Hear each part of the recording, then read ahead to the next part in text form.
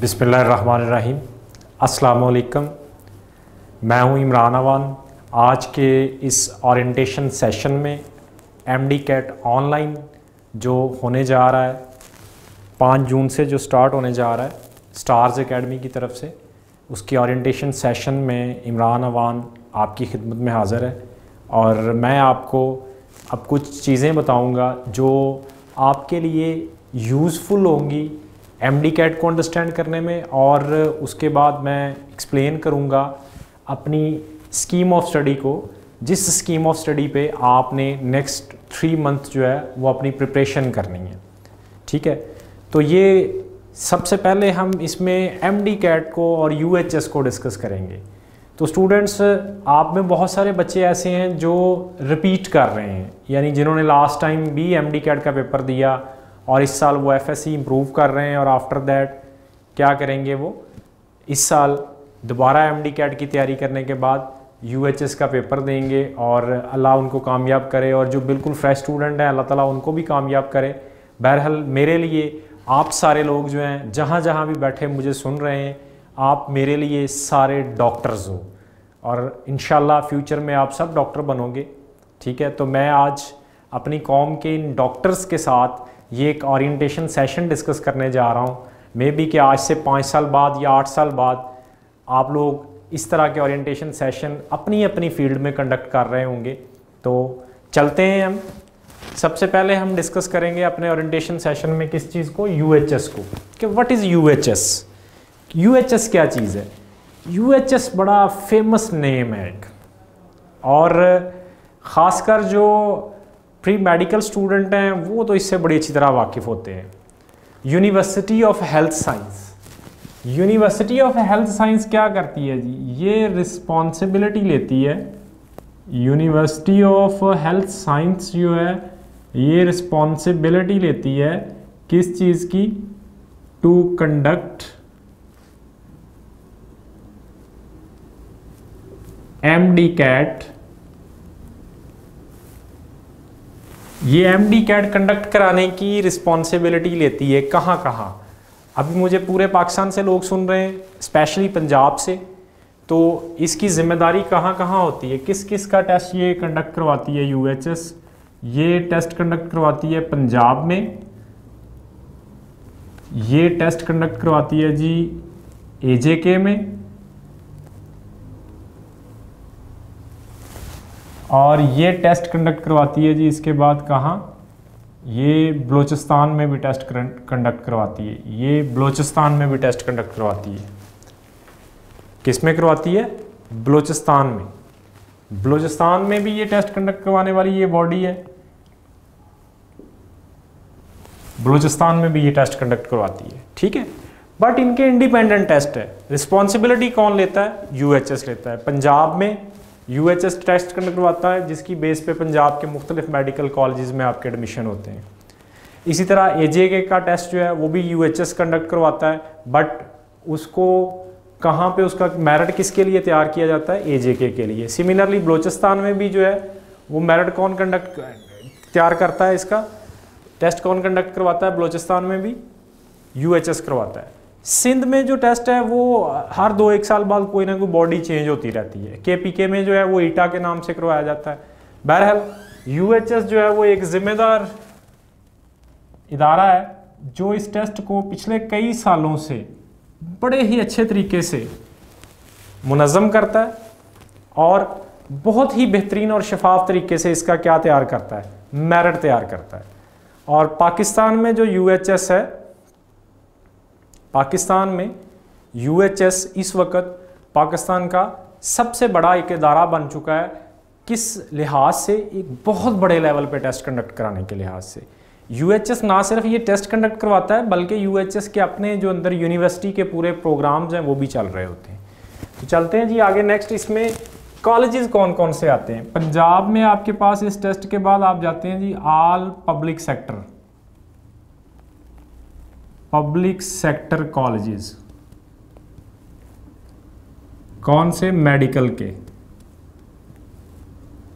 और साथ इसके प्राइवेट मेडिकल कॉलेजेस। कहाँ पे जी? ये ये जो हमारे पास किस में आएंगे, पंजाब में, उनके अंदर आपका एडमिशन जो है वो इस टेस्ट के बगैर पॉसिबल नहीं होता। ठीक है, कोई 16 से 17 पब्लिक सेक्टर मेडिकल कॉलेजेस हैं और इसी तरह इतने सारे जो हैं पंजाब में प्राइवेट मेडिकल कॉलेजेस भी मौजूद हैं। प्राइवेट मेडिकल कॉलेजेस की फ़ीस ज़्यादा होती है, तकरीबन को 8 लाख रुपए एक साल की बनती है, और जो पब्लिक मेडिकल कॉलेजेस हैं उनकी फ़ीस बहुत कम होती है, उनके म्यार भी अच्छा होता है, उसमें बहुत ज़्यादा मेरिट आता है। जैसा कि लास्ट ईयर भी आपको पता है 90+ में मेरिट गया है इसका। ठीक है, अच्छा जी, एमडी कैट क्या चीज़ है जी? MD CAT medical dental colleges admission test है। ये क्या है आपके पास? बेसिकली आपका एक एडमिशन टेस्ट है ये, मेडिकल एंड डेंटल कॉलेजेस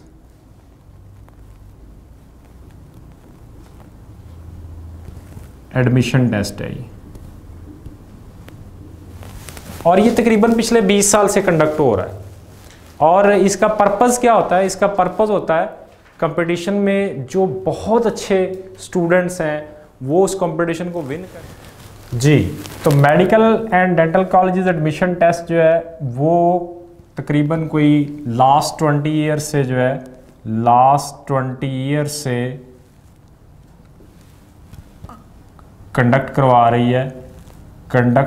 रही है आपके पास बाय यूएचएस।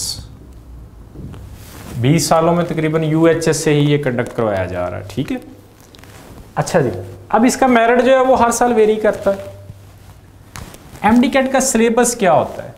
चूंकि इस टेस्ट में जो एलिजिबल लोग हैं वो कहाँ से हैं जी? जो एलिजिबल लोग इसमें कहाँ से आते हैं?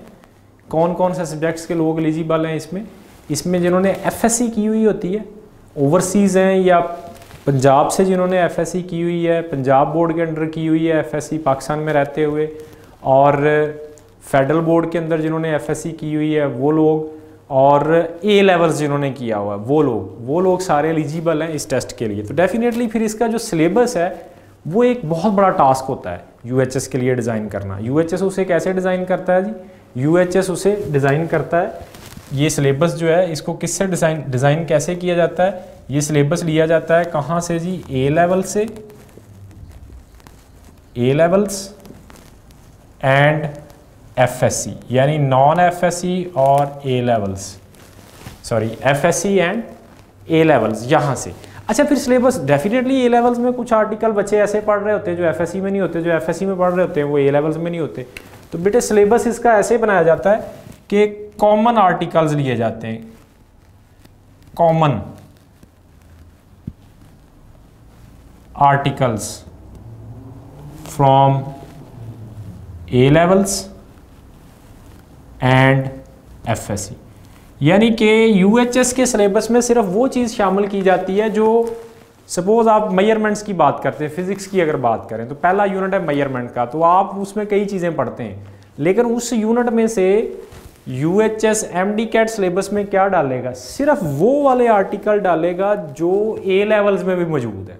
ठीक है ना? तो कोई इस सिलेबस में ऐसा आर्टिकल होता है कि जो एफएससी वाले बच्चे पढ़ रहे हैं ए लेवल्स वाले नहीं पढ़ रहे, और ना कोई ऐसा होता है कि जो ए लेवल्स वाले पढ़ रहे हैं और एफएससी वाले नहीं पढ़ रहे। सिर्फ सिलेबस में वो चीज़ें होती हैं जो कॉमन होती हैं। यही वजह है कि आपकी पूरी की पूरी एफएससी की बुक जो है वो सिलेबस में नहीं होती, क्योंकि उसमें काफ़ी ऐसी चीज़ें होती हैं जो ए लेवल्स में नहीं है, और काफ़ी सारी ए लेवल्स में ऐसी होती हैं जो एफएससी की बुक में नहीं है। ठीक है जी, तो सिलेबस का क्राइटेरिया ये है।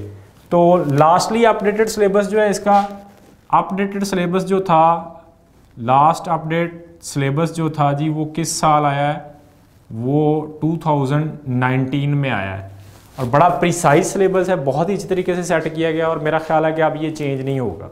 ठीक है, मज़ीद गुंजाइश नहीं है इसमें चेंज करने की। ठीक है जी, डिफरेंस क्या है एमडी कैट और एफएससी में? एफएससी में आप चीज़ों को किस तरह से समझते हैं? सब्जेक्टिव टाइप है। एफएससी जो है आपकी वो, उसमें क्या है जी? वो सब्जेक्टिव है। इसमें आपका फोकस किस पे होता है? आप लोगों का फोकस इसमें होता है किस पे? लॉन्ग क्वेश्चंस पे, और किस पे होता है? शॉर्ट क्वेश्चंस पे। बट जो हमारे पास से अगर बात करें एमडी कैट की, there is no long question, there is no short question. बच्चा हर वक्त क्या चीज़ जेन में डेवलप करता है, क्या सोचता है? एमसीक्यूज। ये क्या है जी, ये सिर्फ MCQs बेस्ड है। MD कैट क्या है आपके पास, MD कैट जो है ये सिर्फ क्या है, MCQs बेस्ड है।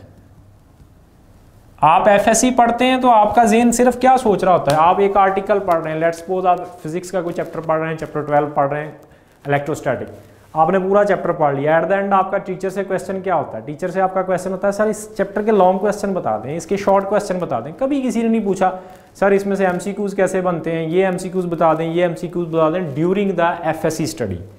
लेकिन जब हम बात करेंगे MD कैट की, तो बच्चों MD कैट में आपने जब पढ़ना है किसी चीज़ को तो सिर्फ MCQs की नज़र में।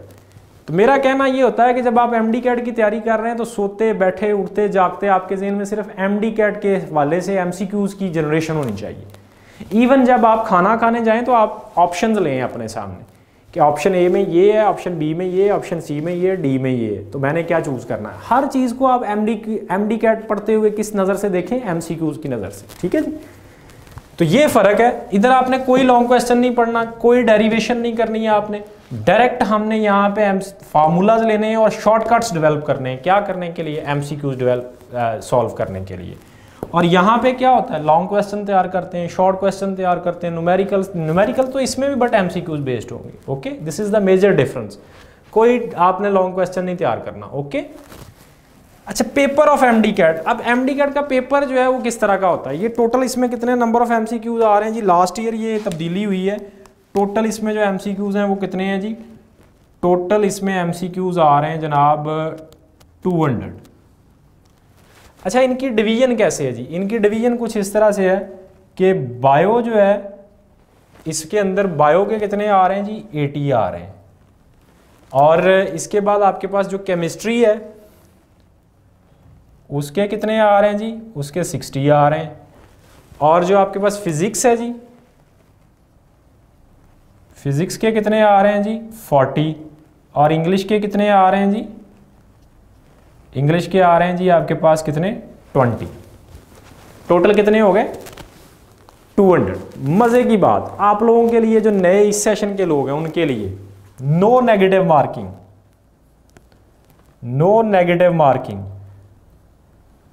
कोई नेगेटिव मार्किंग नहीं है इसमें। अब नेगेटिव मार्किंग इसमें से क्या कर दी गई है, आपके पास ख़त्म कर दी गई है जी। इसकी टाइम कितना होता है इस टेस्ट को सॉल्व करने के लिए, टाइम होता है इस टेस्ट को कंडक्ट करते हुए, अगर आप देखें कि आप जब इसको अटेम्प्ट कर रहे हैं तो आपको कितना टाइम मिलेगा, 2 आवर 30 मिनट। ये बनते हैं आपके पास 90,000 सेकेंड्स, इतना टाइम बनता है। अच्छा, पर MCQs टाइम अगर निकाला जाए तो वो कितना आता है, पर MCQs टाइम जो कि सबसे इंपॉर्टेंट है वो कितना आता है जी, वो बनते हैं 45 सेकेंड। यानी आपने इस टेस्ट में जो सबसे इंपॉर्टेंट चीज़ है, जो रिपीटर स्टूडेंट है वो इससे इत्तेफाक करेंगे, आपने इसमें हर MCQs को मैक्सिमम सॉल्व करने के लिए कितना टाइम देना है, 45 सेकेंड। ठीक है, और यही इस टेस्ट की खूबसूरती भी है और यही इस टेस्ट की कह लें आप सबसे डरावनी चीज़ भी है। ठीक है, ये टाइम ही आपको प्रॉब्लम क्रिएट करता है।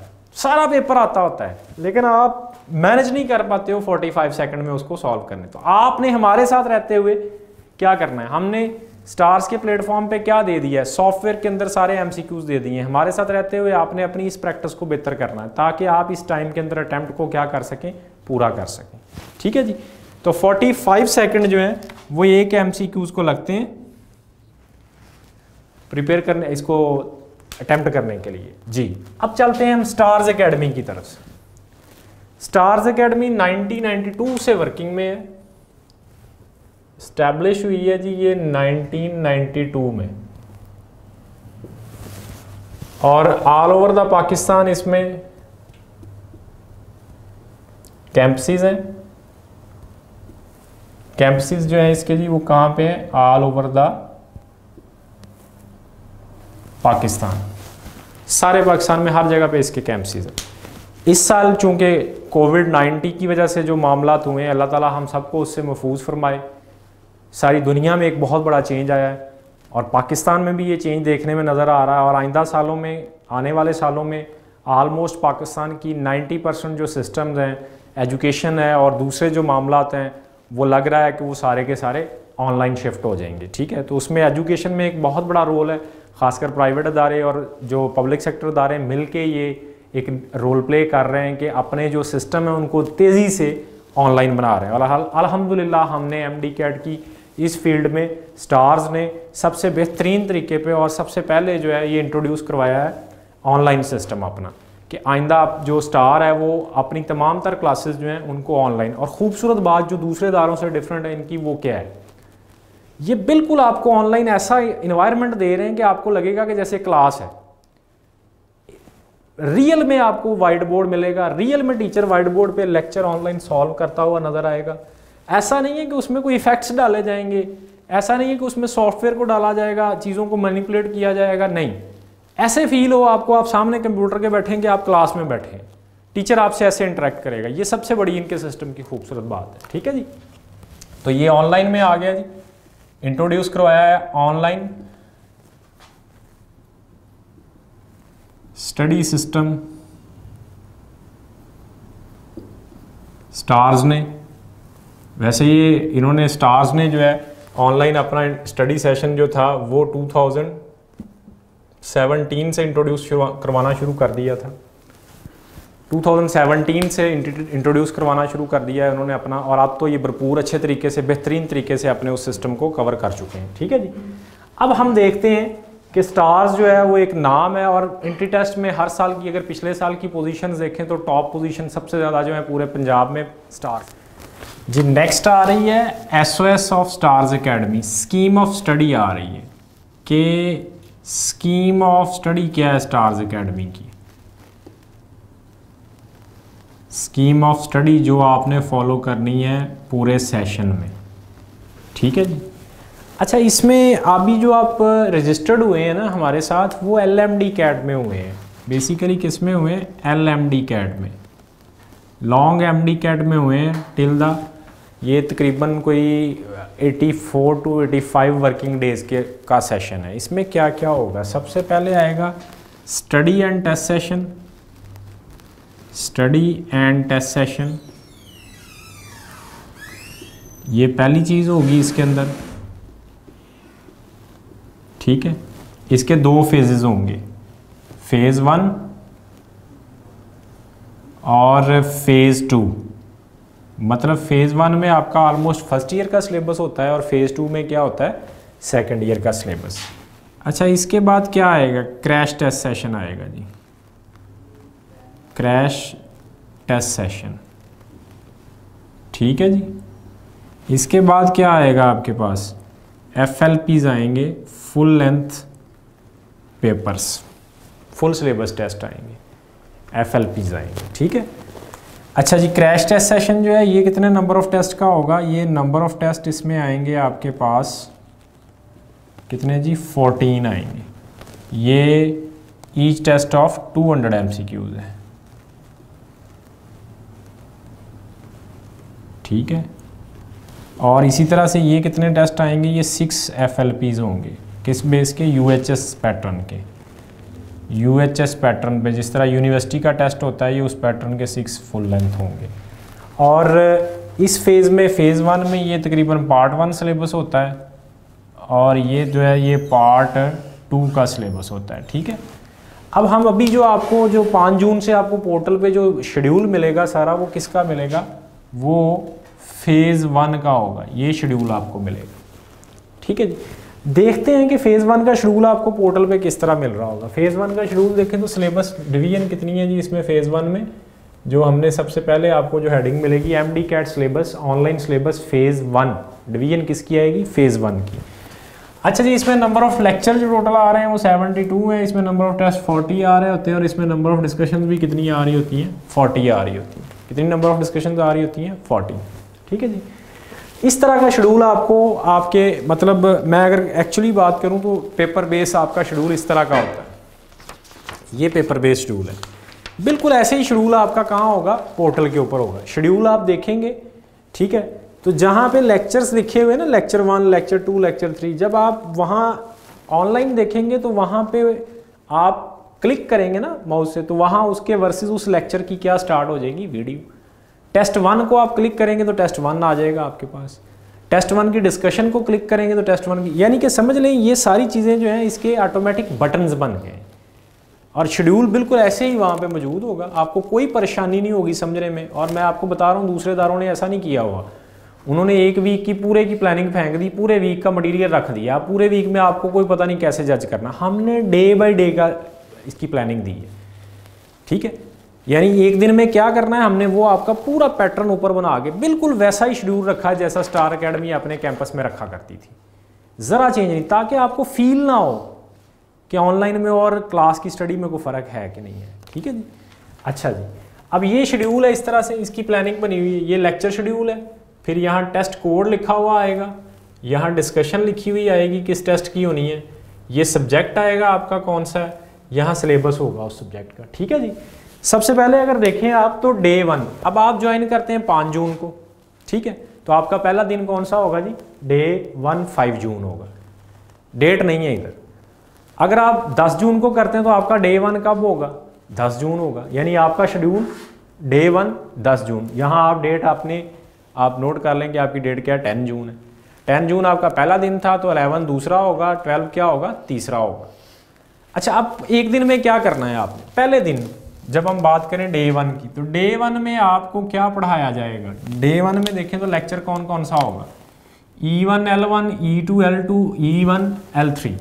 E1 आपका क्या चीज़ है, E1 आपका यूनिट है, E1 आपका क्या है जी, यूनिट 1 है किसका, इंग्लिश का। और उसका सिलेबस क्या है, वो ये लिखा हुआ है, उसमें क्या सिलेबस होगा, जैसे टाइप ऑफ सेंटेंसेस है, कुछ और है, साथ वोकैब वर्ड है 1 to 20, जो बुक स्टार की बुक है उसमें 1 to 20 जो वर्ड है वो होंगे शामिल, साथ उसके सेंटेंसेस की टाइप और कुछ ग्रामर होगी, ठीक है। ये यूनिट 1 है जी इंग्लिश का। इसी तरह से अगर P1 की बात करेंगे तो ये क्या है जी, ये यूनिट 1 है किसका, फिजिक्स का आ गया। फिर इसी तरह B1 जो है जी वो आपका यूनिट 1 या डिवीजन 1 है किसकी, बायो की है। और C1 जो है जी वो किसकी है, यूनिट 1 केमिस्ट्री की है जी, ठीक है जी। ये आपकी डिविजन्स बनी हुई हैं। सो पहले दिन ही आपने क्या करना है, E1 यूनिट यानी इस सिलेबस के कितने लेक्चर्स आपने अटेंड करने हैं, 3 लेक्चर्स अटेंड करने हैं 3 घंटे के, ठीक है। आपने लेक्चर अटेंड किए, अब आपने टाइम अपना खुद बनाना है, टाइम टेबल घर में, कि वो लेक्चर आपने सुबह 8 बजे शुरू करने हैं सुनने, आपने 11 बजे करने हैं, या आपने रात के वक्त लेक्चर अटेंड किया करने। ये आप पे स्टार एकेडमी ने आपको टाइम दे दिया इस पर, लेकिन स्टार एकेडमी ने आपका डे जो है डे वो फिक्स कर दिया, जो भी करना है वो डे 1 पे करना है। अगर आप 5 जून से डे 1 अपना कंसिडर कर रहे हैं तो 5 जून वाले दिन आपने ये काम कंप्लीट करना है, ठीक है जी। जब ये कंप्लीट कर लेंगे तो इसके बाद आप क्या करेंगे, इसकी प्रैक्टिस करेंगे, बुक से असाइनमेंट्स दी जाएंगी आपको, उनसे आप उसको क्या करेंगे, प्रिपेयर करेंगे। अब चलते हैं डे 2। अगर आप 5 जून को ज्वाइन कर रहे हैं तो दिस विल बी 5 जून होगा, और डे 2 क्या होगा जी आपका 6 जून होगा, अगर आप 5 जून को कर रहे हैं। अगर आप 10 जून को कर रहे हैं तो ये 10 जून होगा, ये 11 जून आगे, फिर 12 13 14 15। आप 8 जून को कर रहे हैं, ये 8 जून होगा, 9 10 11 12 इस तरह से, ठीक है जी।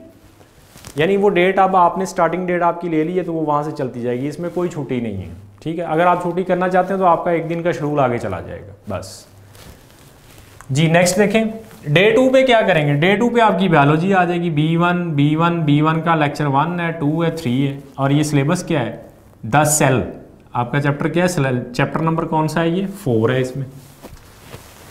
अच्छा, अगले दिन आप ये 3 लेक्चर लेंगे, और इसके बाद आप, इससे पहले मैं ये प्लानिंग बताता जाऊँ आपको कि अगले दिन, यानी आज डे कंप्लीट हो गया, अगले दिन सबसे पहला काम आपने क्या करना है, सबसे पहला काम आपने पिछले दिन वाले का टेस्ट देना है और उसकी डिस्कशन अटेंड करनी है। मसलन आप पिछले दिन आपकी क्या थी, इंग्लिश थी, तो पहले आप क्या करेंगे, इसका टेस्ट देंगे, और फिर आप क्या करेंगे, डिस्कशन सुनेंगे, और फिर आप क्या करेंगे, ये लेक्चर। ये तरतीब आपने बनानी है बस, ठीक है जी। आज आपने इंग्लिश का एक टाइम अपना सेट कर लिया कि मैंने ये स्टडी सेशन जो है ये सुबह 9 बजे स्टार्ट किया करना है और 2 बजे तक लिया करना है, ठीक है जी। तो 9 बजे से 2 बजे तक आपने ये लेक्चर पहले दिन ले लिए। पहले दिन कोई टेस्ट नहीं है, टेस्ट की स्लॉट खाली है। अगले दिन आपने क्या करना है, सबसे पहले क्या करना है, आपने जो पिछले दिन इंग्लिश पढ़ी थी उसका टेस्ट देना है, फिर उसकी डिस्कशन अटेंड करनी है, और फिर आपने क्या करना है, उस दिन बायो के 3 लेक्चर पढ़ने हैं। ठीक है, आपका उस दिन का काम खत्म। उसके बाद क्या करेंगे, बायो के लेक्चर देने के बाद आप फ्री हो गए। अब आप बायो के अगले दिन के टेस्ट की तैयारी करेंगे। कहाँ से तैयारी करेंगे, स्टार की बुक दी हुई है आपको, वहाँ से तैयारी करेंगे। स्टार के लेक्चर में क्वेश्चन कराए गए हैं उनको समझेंगे। टेक्स्ट बुक जो है उसको अच्छी तरह से पढ़ेंगे, क्योंकि टेक्स्ट बुक से पेपर बनता है सारा बेहतरीन तरीके से, MCQs वहाँ से निकलते हैं। तैयारी हो गई जी। अब चलते हैं हम डे 3 पे। डे 3 जो कि आपका क्या होगा, 7 जून होगा। ठीक है जी। 7 जून वाले दिन आप क्या करेंगे, पहले आते ही आप जनाब क्या करेंगे, 7 जून में 6 से 7 जून पे आएंगे तो आप टेस्ट देंगे कौन सा, जो कल आपने बायोलॉजी पढ़ी थी उसका, B1, इस सिलेबस का। फिर आप इसकी डिस्कशन अटेंड करेंगे, और डिस्कशन अटेंड करने के बाद आप क्या करेंगे जी, डिस्कशन अटेंड करने के बाद आप अगले दिन उसी के बाद आप क्या करेंगे, फिजिक्स के 3 लेक्चर अटेंड करेंगे। किस यूनिट के लेक्चर है फिजिक्स के, मेजरमेंट यूनिट 1 है UHS सिलेबस में, 2019 का जो अपडेटेड सिलेबस है उसके अकॉर्डिंग। ठीक है जी। फिर इसके बाद आपका जो 8 जून है उस दिन क्या होगा, 8 जून को जनाब आप क्या करेंगे, जो फिजिक्स का पढ़ा हुआ है अगले दिन आते ही पहले इसका टेस्ट देंगे, फिर इसकी डिस्कशन लेंगे, और फिर आप क्या करेंगे, केमिस्ट्री के लेक्चर लेंगे। ठीक है जी। अब केमिस्ट्री का टेस्ट जो है वो 9 जून को होगा जाके, फिजिक्स का टेस्ट आ जाएगा। अच्छा, ये एक टेस्ट सबका एक यूनिट खत्म हो गया। हमने एक यूनिट को क्या नियम दिया हुआ, राउंड 1 का। फेज 1 में इस तरह के कितने यूनिट आने हैं, हर सब्जेक्ट के 6 यूनिट आने हैं। फेज 1 में कितने राउंड होंगे आपके, 6 राउंड होंगे। फेज 1 के अंदर आपके पास कितने राउंड आएंगे, 6। अच्छा, जब एक राउंड आफ्टर वन राउंड जो है हम आपको फ्री नहीं छोड़ेंगे, फिर आपका एक और तरह का टेस्ट लेंगे। आफ्टर 1 राउंड आपका एक क्वार्टर से, मतलब सॉरी, आफ्टर 1 राउंड नहीं, आफ्टर 3 राउंड्स, आफ्टर 3 राउंड्स, इस तरह के 3 राउंड्स जब गुजर जाएंगे तो हम क्या करेंगे, फिर हर सब्जेक्ट का एक क्वार्टर टेस्ट लेंगे। यानी उन तीनों, मसलन सपोज इंग्लिश की बात करते हैं तो क्वार्टर जो इंग्लिश का आएगा, क्वार्टर टेस्ट जो सबसे पहले आपके पास 3 राउंड के बाद क्या आएगा, हम इसके क्या लेंगे जी, क्वार्टर टेस्ट लेंगे। क्वार्टर टेस्ट क्या आएगा जी, इंग्लिश का क्वार्टर टेस्ट क्या आएगा, EQ1 आएगा। और इसका सिलेबस क्या होगा, E1 होगा, E2 होगा और E3, यानी 3 जो यूनिट आपने पढ़े हुए। इसी तरह आपके पास PQ1 आएगा, P1, P2, P3, CQ1 आएगा, C1, C2, C3, और BQ1 आएगा, B1, B2, B3। ये यानी कि इन चारों में से एक पेपर बना हुआ होगा, और हर टेस्ट कितने नंबर का होगा, MCQ 60 MCQs का होगा। पहले आपने ये राउंड में टेस्ट देने हैं, जब 3 राउंड कंप्लीट होंगे फिर क्वार्टर देने हैं आपने इसके, उनकी भी डिस्कशन आएगी। क्वार्टर देने के बाद आपने एक क्यूमुलेटिव, ये क्वार्टर जो आपके हैं ये चले गए जी, क्वार्टर आपने कंप्लीट कर लिया। अब आप क्या करेंगे जी, एक क्यूमुलेटिव टेस्ट देंगे, क्यूमुलेटिव टेस्ट 1। ठीक है जी। जब ये कंप्लीट होगा तो अब आपके पास आगे चौथा राउंड स्टार्ट होगा। चौथे राउंड में क्या आएगा, E4, B4, P4, C4। फिर 5वें में E5, B5, P5, C5। छठे में E6, B6, P6, C6। 3 round फिर कंप्लीट हो गए। फिर इस तरह सबका एक क्वार्टर होगा, और फिर उसके बाद क्यूमुलेटिव 2 होगा। फिर आपका फेज 1 कंप्लीट होगा। जब फेज 1 कंप्लीट होगा तो पोर्टल के ऊपर फेज 2 का शेड्यूल आ चुका होगा। इसी तरह फेज 2 चलेगा फिर। ठीक है। तो आपसे मेरी रिक्वेस्ट क्या है कि आपने क्या करना है, अब चूंकि आप क्लास में नहीं आ रहे हैं, आपने घर पे इस चीज़ को अटेंड करना है। खासकर पेरेंट्स जो हैं उनसे मेरी रिक्वेस्ट क्या है, पेरेंट्स इस चीज़ के ऊपर पाबंद हो जाएं कि उसने बच्चे को स्ट्रिक्टली एक टाइम टेबल बना के देना जिसको उसने फॉलो करना है। ठीक है जी। बच्चा उसके अकॉर्डिंग फॉलो, ये ना हो कि आज वो सुबह में पढ़ रहा है, कल वो रात को पढ़ रहा है और फिर अगले दिन अर्ली मॉर्निंग में, फिर उसके बाद आफ्टरनून में। प्रॉपर एक टाइम टेबल बना ले, उसी में वो अपनी क्लासेस ले, टेस्ट का भी उसका एक टाइम हो और एग्जैक्टली उस टाइम पे इन टाइम वो अपने काम करे, ठीक है, डे प्लानिंग में। अच्छा जी, एक और चीज़, अब ये तो सारा कुछ हो गया, ये तो सारा कुछ ऑनलाइन है, तो बच्चे को अगर इस सारे के बाद भी इस चीज़ में कोई प्रॉब्लम आ रही तो क्या होगा? जब आप ये चीज़ जो है इसका ये टेस्ट दे लेंगे, उसके बाद ये लेक्चर भी अटेंड कर लेंगे, जिस दिन ये लेक्चर अटेंड कर लेंगे, E1 कंप्लीट टेस्ट दे चुके हैं, उस दिन आपका एक ऑनलाइन लेक्चर होगा, जूम लेक्चर। किसका? इंग्लिश का। यानी जब आपका एक यूनिट का सिलेबस और टेस्ट कंप्लीट आप दे चुके होंगे, डिस्कशन ले चुके होंगे, फिर एक जूम डिस्कशन होगी ऑनलाइन टीचर के साथ 1 घंटे की, जिसमें अगर आपके कोई मसले रह गए हैं वो आप डिस्कस करेंगे, ठीक है। इसके अलावा आप क्या करेंगे जी? इसके अलावा स्टार मतलब जूम ऑनलाइन लेक्चर दे रहा है, सपोर्ट दे रहा है, ऑनलाइन सपोर्ट है, और व्हाट्सएप ऑनलाइन सपोर्ट है।